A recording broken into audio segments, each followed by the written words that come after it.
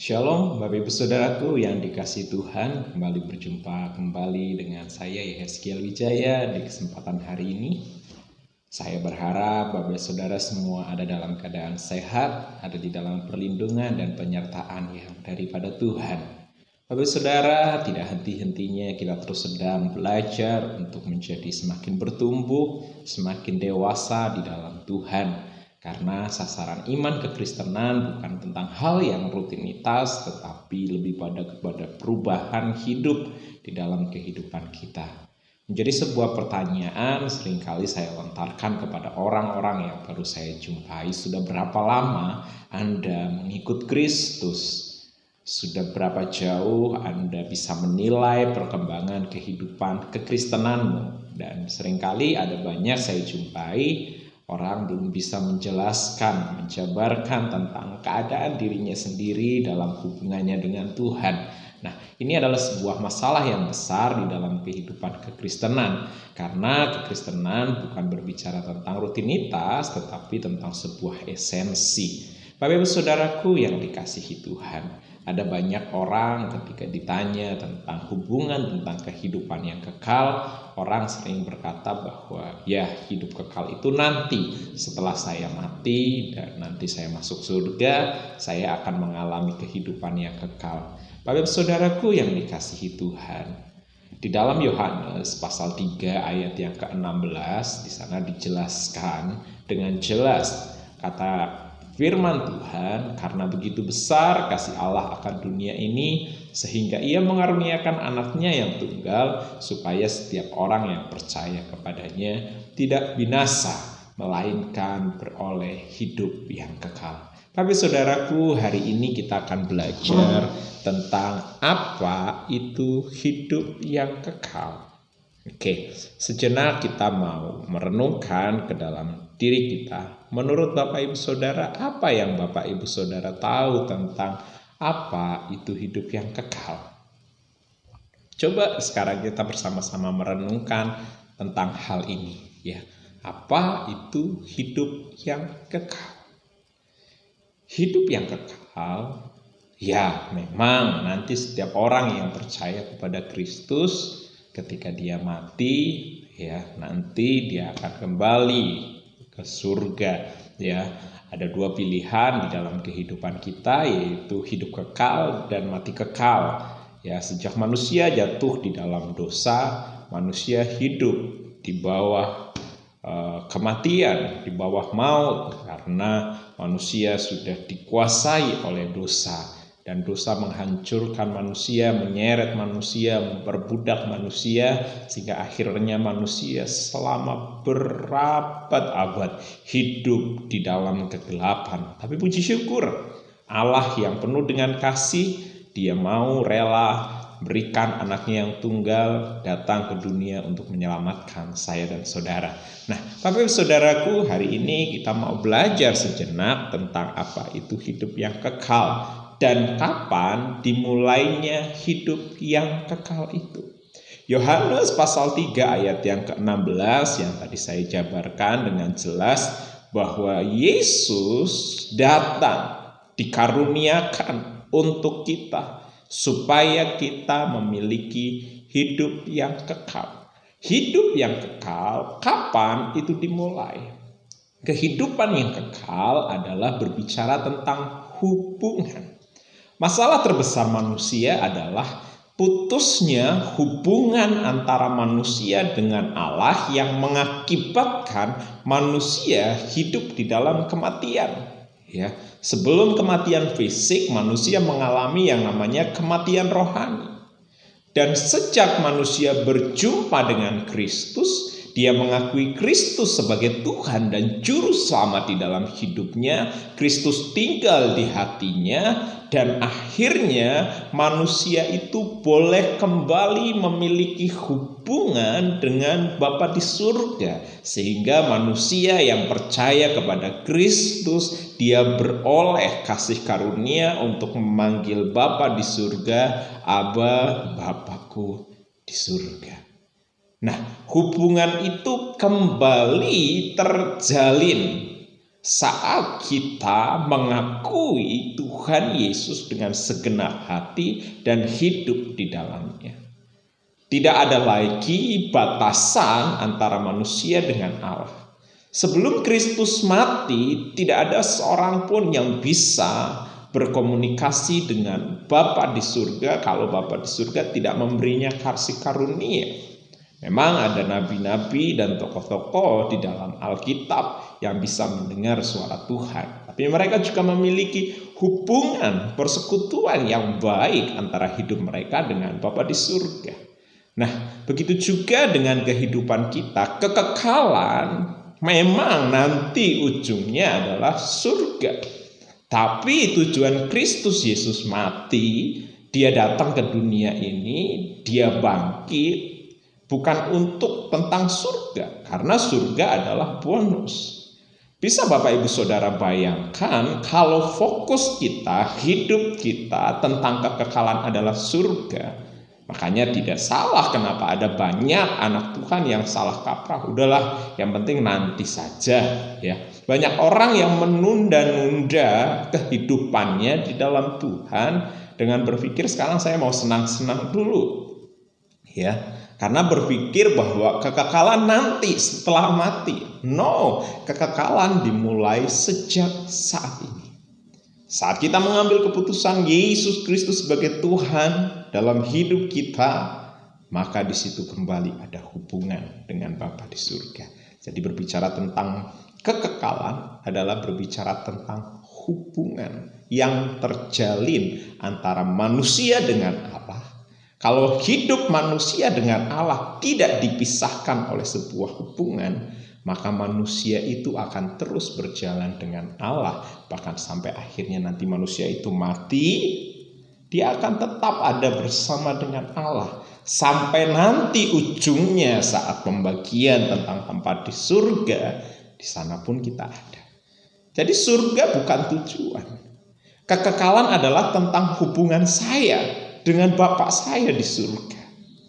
Jadi menjadi sebuah masalah kalau ada orang mengaku dia adalah anak Tuhan, tetapi dia tidak memiliki hubungan yang baik dengan Tuhan.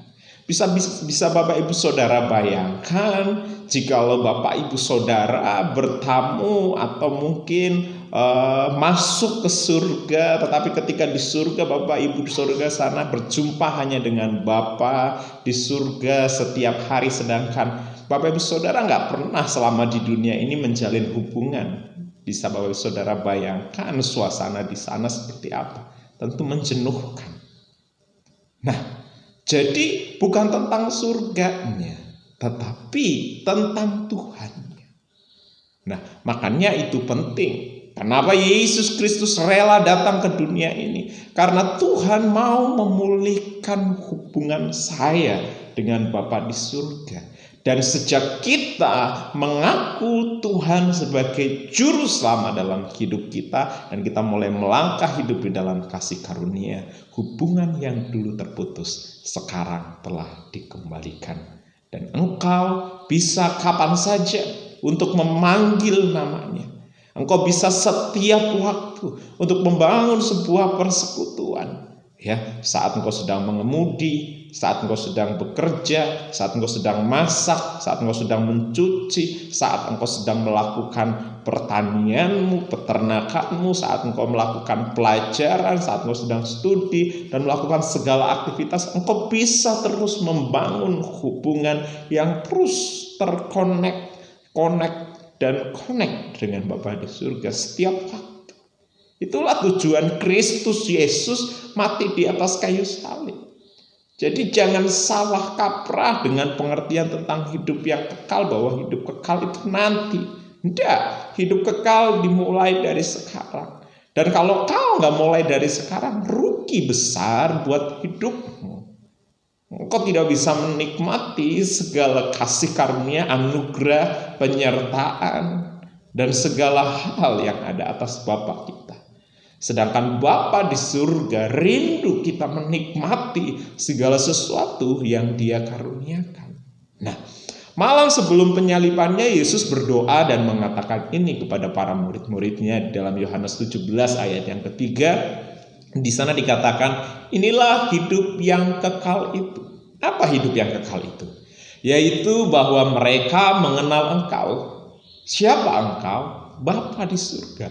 Satu-satunya Allah yang benar dan mengenal Yesus Kristus yang telah Engkau utus. Apa itu hidup kekal? Hidup kekal adalah mengenal Allah satu-satunya yang benar, yaitu mengenal Dia di dalam Kristus Yesus.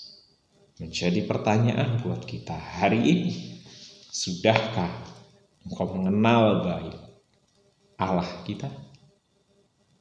Atau mungkin di pikiranmu masih ada pikiran tentang Allah yang lain? Hanya satu Allah yang benar, yaitu di dalam Kristus Yesus Tuhan. Itulah jawaban yang kita cari tentang kehidupan kekal. Dan hidup kekal dimulai sejak hari ini saat engkau mendengarkan kebenaran firman ini. Bapak Ibu Saudaraku yang dikasihi Tuhan, semakin kita belajar, dan kita semakin intim dengan Tuhan, nanti di sana Tuhan akan semakin membukakan rancangan dan rencananya. Sejak manusia jatuh di dalam dosa, manusia hidup di dalam kebutaan rohani, di dalam ketulian, di dalam ketidakmengertian. Manusia menebak-nebak langkahnya, manusia menebak-nebak jalannya, manusia menebak-nebak rancangan Allah dalam hidupnya. Dan tidak ada seorang pun yang bisa mengerti tentang rancangan Allah selama orang itu tidak berjumpa dengan Allah itu sendiri. Karena Allah yang mempunyai peta atas hidup kita, Allah yang punya blueprint atas kehidupan kita, Dia tahu persis seperti apa Dia menciptakan kita dengan segenap kekurangan dan kelebihannya tentunya. Nah, jadi Bapak Ibu Saudaraku yang dikasihi Tuhan, kalau engkau mengerti tentang ini, engkau tidak akan lagi menjadi orang Kristen yang biasa, tapi engkau akan menjadi orang Kristen yang luar biasa. Engkau akan memiliki sebuah komitmen bahwa kehidupan kekal harus dimulai hari ini. Bahwa kehidupan kekal adalah sebuah hubungan, sebuah ikatan, sebuah perjanjian. Sesuatu yang harus aku kerjakan setiap waktu. Karena hubungan dengan Allah kita dibutuhkan sebuah komitmen. Komitmen untuk mengatur waktu kita, komitmen untuk mengatur kerinduan-kerinduan kita untuk berjumpa dengan Dia. Mungkin selama ini kita menjadi Kristen hanya mendengarkan firman kalau hari Minggu atau di persekutuan tengah minggu, tapi ketika kau mengerti kebenaran ini bahwa hidup adalah hubungan dengan Tuhan, engkau mau tidak mau setiap hari harus membangun hubungan dengan Bapa di surga. Nah, jadi Yesus mengatakan ini, memberitahukan ini supaya kualitas hidup kita lebih lagi dibangun dan kita semakin mengerti rencananya. Nah, Yesus mengatakan di dalam Yohanes pasal 10 ayat yang ke-10, kalau kita tidak memiliki hubungan yang baik dengan Bapa di surga, kita akan menjadi santapan yang empuk buat si iblis. Karena iblis akan menawarkan segala hal di dunia ini yang kelihatannya baik. Harta baik, uang baik. Ya, semua yang ada yang Tuhan ciptakan untuk kita nikmati, sejujurnya itu baik.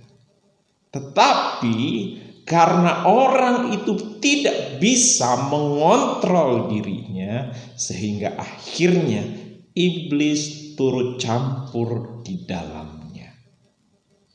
Ya, ia memperbudak kehidupan manusia untuk melalaikan hubungannya dengan Bapa di surga. Ada banyak tawaran yang menyibukkan manusia. Betapa sibuknya manusia hari-hari ini dengan kesibukannya. Dari yang studi, yang sekolah udah mulai dari TK, SD saja sekarang sudah sibuk. Apalagi yang bekerja, berusaha, dan lain sebagainya. Semua disibukkan waktunya. Dilupakan untuk membangun hubungan dengan Bapa di surga. Padahal kekekalan dimulai dari situ. Nah, kita mengerti tentang itu. Yohanes 10 ayat 10 mengatakan bahwa pencuri datang hanya untuk mencuri, membunuh, dan membinasakan. Sedangkan Yesus datang supaya kita memiliki hidup. Nah, kehidupan dimulai saat kita berjumpa dengan Yesus, dan bukan hanya memiliki hidup dan mempunyainya dalam segala kelimpahan. Kelimpahan yang dimaksud di sini adalah kelimpahan secara luas, secara rohani, kehidupan kita, pengalaman kita, pengenalan kita dengan Tuhan, juga secara materi. Tapi ada banyak orang menyalah konsepkan tentang ini, bahwa berpikir ketika ikut Tuhan secara materi akan diberkati. Wow, luar biasa. Tidak salah, tetapi konteksnya salah, tidak tepat. Pengenalan akan Tuhan saat kita mengerti tentang itu pengenalan yang sangat berharga.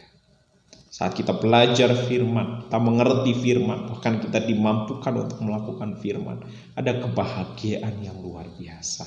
Sebuah hubungan yang dibangun dengan sebuah komitmen dan sebuah kerinduan, itu akan membangkitkan sebuah sukacita, kemenangan, sehingga akhirnya melahirkan sebuah keharmonisan yang luar biasa. Fakta-fakta tentang hidup kekal di sana dikatakan tujuan Injil adalah hidup yang kekal. Alkitab yang setebal ini, dari Kejadian sampai Wahyu, mencatat tentang sejarah perjalanan manusia. Tujuannya hanya satu: manusia kembali memiliki hubungan dengan Bapa di surga. Tujuannya itu. Bukan tentang surga. Surga nanti masih jauh. Tapi hari ini, saat engkau mendengar firman ini, hidupmu dimulai dari sekarang dengan Tuhan. Karena ada roh yang menghidupkan, yang masuk dalam hatimu. Roh yang sama itu akan memperbaharui hidupmu. Roh yang sama itu akan memerdekakan engkau. Roh yang sama itu akan membuat engkau mengerti rancangan dan rencana Tuhan dalam hidupmu, sehingga tidak ada waktu dalam hidupmu engkau lalui tanpa Tuhan. Kesadaran akan Tuhan akan engkau rasakan hari-hari ini. Hidup yang kekal itu juga berbicara tentang mengenal Tuhan. Yohanes 17 ayat yang ketiga. Mengenal Tuhan adalah suatu hubungan yang intim. Keintiman tidak akan terjadi kalau tidak ada komitmen. Keintiman tidak akan terjadi kalau engkau tidak memberikan waktu untuk berjumpa dengan Tuhan, menyediakan waktu. Karena selama kita nggak bisa menyediakan waktu kita akan selalu habis. Selalu aja ada kesibukan dan kesibukan. Tetapi orang yang mau membangun keintiman, dia akan menyediakan. Tidak meluangkan, tapi menyediakan waktu untuk Tuhan. Hidup yang kekal tersedia sekarang ini. Tuhan menginginkan suatu hubungan pribadi dengan Anda, dengan saya, dengan kita semua. Dan hubungan pribadi itu dibangun melalui persekutuan. Mulai bangun komitmen setiap hari. Kalau nggak mau pagi, saya mau bangun pagi untuk menyembah Tuhan, untuk membaca merenungkan firman Tuhan. Malam hari saya akan menyembah Tuhan, membaca merenungkan firman Tuhan. Ya, setiap hari. Jikalau engkau merasa belum bisa, engkau membutuhkan orang atau mentor, setidaknya di gerejamu ada orang-orang yang dewasanya sudah rohani, engkau minta tolong kepada mereka. Minta mereka untuk membimbing engkau. Jikalau engkau mau mulai belajar membaca Alkitab secara berurutan, ya, dari Kejadian, Keluaran. Kalau tidak, mungkin dimulai dari Matius, Markus, dari Injil terlebih dahulu sampai Wahyu, nanti baru bisa dimulai dari Kejadian. Nah, ini penting buat kita. Ada banyak anak Tuhan gak mengerti tentang ini, sehingga akhirnya ya sudah berlama-lama hidup sebagai orang Kristen, tapi tidak mengalami arti kehidupan kekal itu.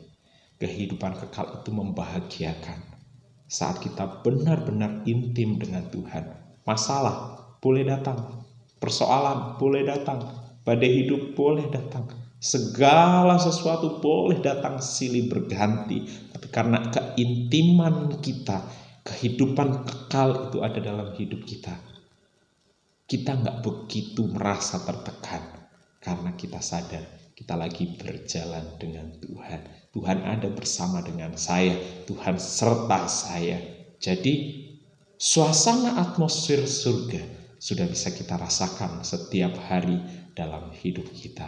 Dan akhirnya nanti kalau Tuhan izinkan kita meninggal, wah, sudah terbiasa dengan segala sesuatunya. Karena setiap hari kita berjalan dengan Tuhan. Sehingga akhirnya tidak ada lagi ketakutan. Ada banyak orang takut mati karena mereka masih ragu apakah saya akan masuk kepada kehidupan kekal di surga atau aku masuk kepada kematian kekal di neraka. Orang masih meraba-raba, tetapi orang yang memiliki keintiman dengan Tuhan, dia tahu pasti di hari kelak dia akan kemana. Karena setiap hari dia berjalan dengan yang empunya surga. Penutup, memalukan buat kita saat kita tinggal di surga, tapi kita tidak kenal yang mempunyai surga. Makanya hari ini belajarlah untuk mengenal siapa yang punya surga. Kenalah kesukaannya, kenalah apa yang tidak dia suka, kenalah apa rancangan dan kemuannya dalam hidupmu.